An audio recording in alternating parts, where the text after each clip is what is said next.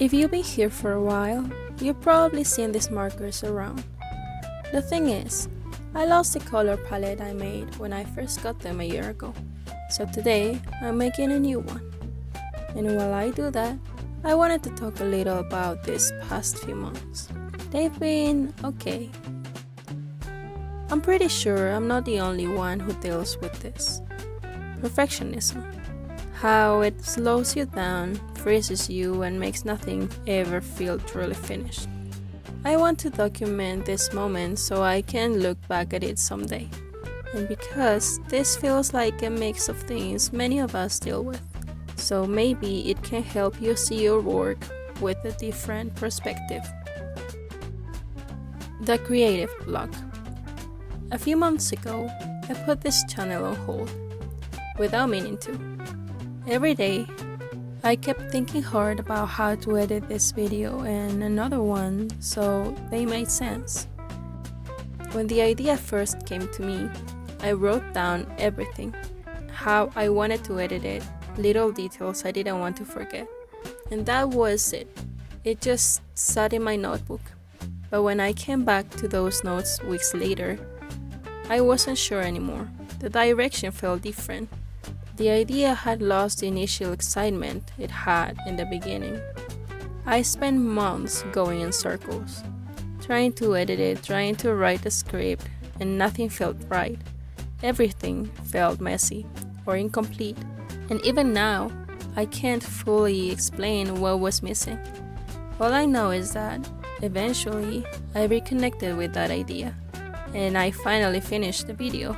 But going through all of that made me wonder what had truly happened. Was it really perfectionism?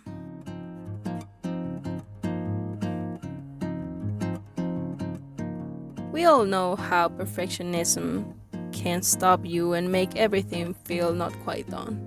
And yes, I've been there many times. But this time, it was something different.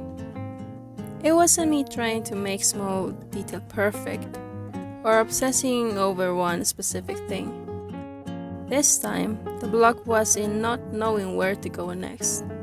I had everything filmed, but I didn't know what direction to give the videos, what I should talk about, what was important and what wasn't. I wasn't overwhelmed by too many emotions.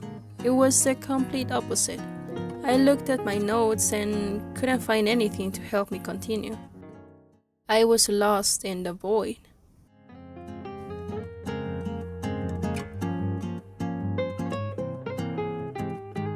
The fading scent of an idea. Recently, I heard someone talk about ideas, how you have to keep them alive. They said you have to work on them a little every day. And if you leave them alone for too long, it becomes harder to go back to them. An idea is like a scent or a sound. You can describe it, write it down, capture the concept, but you can't capture the feeling that comes with it. The excitement that returns to you every time you think about it. It's like being in love. When thinking of someone gives you butterflies. With a person, you can hear their voice again or smell their perfume. But an idea isn't physical. You cannot touch it, smell it, or listen to it. It only exists in you. Only you know how it feels and what you want it to make others feel. And the tricky part is that you don't always know how to turn that feeling into words. You don't know how it looks or how it sounds yet. You just feel it. And when you write it down, you're only capturing the concept, no matter how detailed your notes are. The feeling never truly makes it onto the page. I mean the first original feeling, the one only you experienced.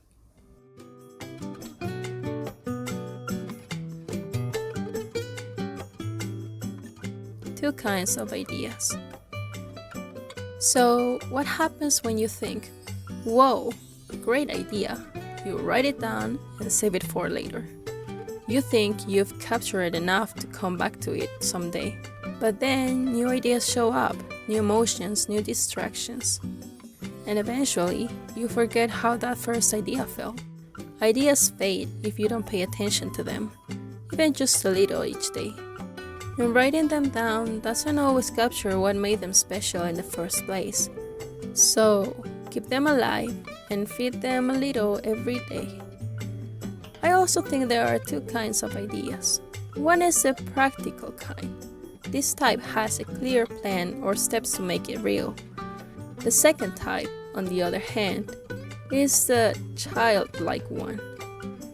The one that makes you really excited. When it comes, you can't wait to start that project. And you don't really care how long it takes to make it real. The first kind is the one that you should write down in a notebook. If you explain it well, even if only decently, you can rebuild or pick up where you left off. But the second kind is different. You have your notebook and pen, but your thoughts are moving faster than you can write, and often they are not even clear thoughts. It's a pure feeling that you can't put into words.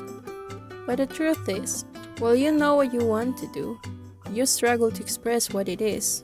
You're trying to write the concept, but deep down you just want to materialize the feeling that is building inside you. Of course, there can be a mix of both types of ideas, but what if there isn't? The art of letting go. It's important to know when to cut your losses and move on.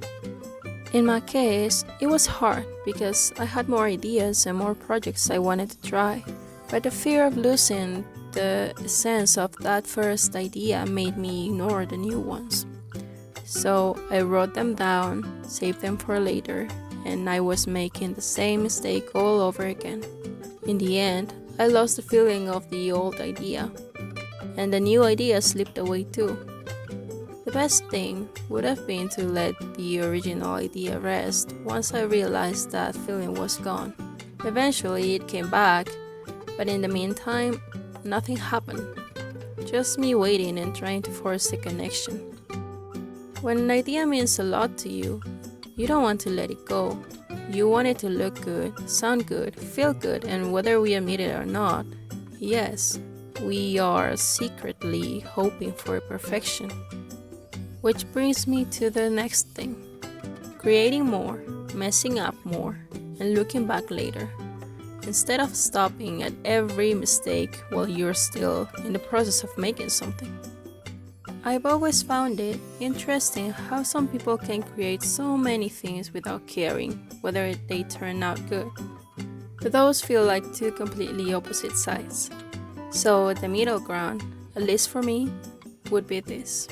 Create more, make more mistakes, look back later with fresh eyes, and learn to be okay with good enough.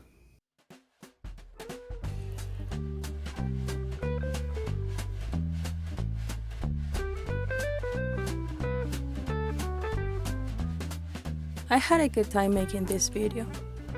Some of the markers were already dry and others were about to give up the ghost.